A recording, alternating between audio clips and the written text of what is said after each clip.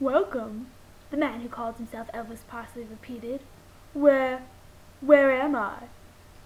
The silver eyes stared unblinkingly back at him, watching him intently. He had never been good in the spotlight. The idea of being watched made him extremely uncomfortable. It was one of the reasons he had never gone out for a role in one of the school plays. That, and the fact that he had been banned from the theater for taking an excessive amount of potty breaks during rehearsals.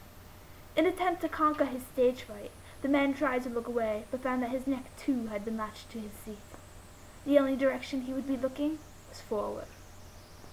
"Where are you?" "Ah, Elvis."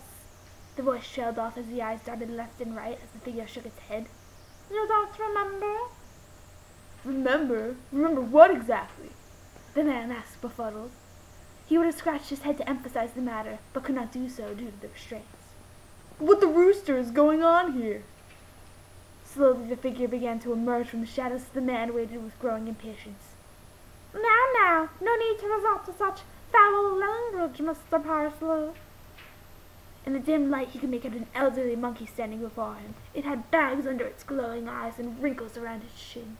Clothed in a floral print nightgown, it was the most menacing thing the man had ever seen. Staring in horror at the 4-foot creature, the man who had introduced himself as Elvis Parsley lost the last bit of confidence he had left. The monkey cupped its hands together and let them fall before him. As he walked closer, they bobbed at his knees. "I must admit, it has been a while, Elvis. I don't think I've forgotten what we've done. We have much to discuss, but there's no time for that now. I have a mission for you, and I'm afraid there will be no skipping out on me this time." He only paused to nod to the same spider monkeys that had abducted the man, standing at every exit.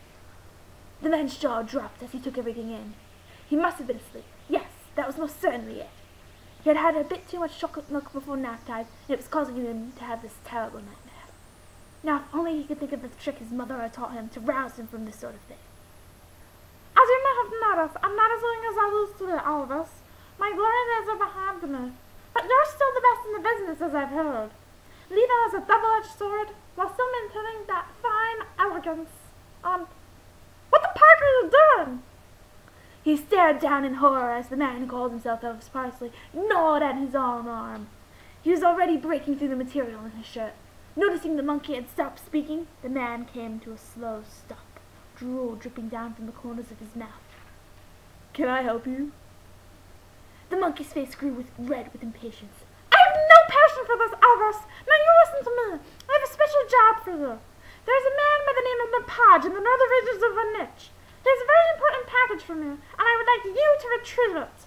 He paused, turning ever so slightly to the left as one of the spider monkeys brought him a box. "You have a guide bringing you there. I understand you have a fair enough understanding of geography. However, I do not trust you after your last assignment." He opened the box to reveal a 3-foot-tall white gremlin sleeping inside it. Upon being exposed to the light, the small creature twitched in its slumber, causing the box to shake. "This is Nina, a messenger troll. Now, she's not quite exactly a troll, but she's the best we could do on such short notice." The man stared at the sleeping, twitching, bleached thing and shuddered. "So," he said, trying to scratch his head quizzically, but failed to do so due to the restraints. "Let me get this straight. You want this thing to lead me to a niche where a man named Lepage is waiting for me with a package for you?" Yet before he was answered, the man found himself sinking into the floor as the chair slowly began to spin. He watched as the gremlin jumped out of her box and stretched her limbs as if she had been confined in that small space for days. The monkey began to speak with the bleached creature about the journey, but the man couldn't hear what they were saying.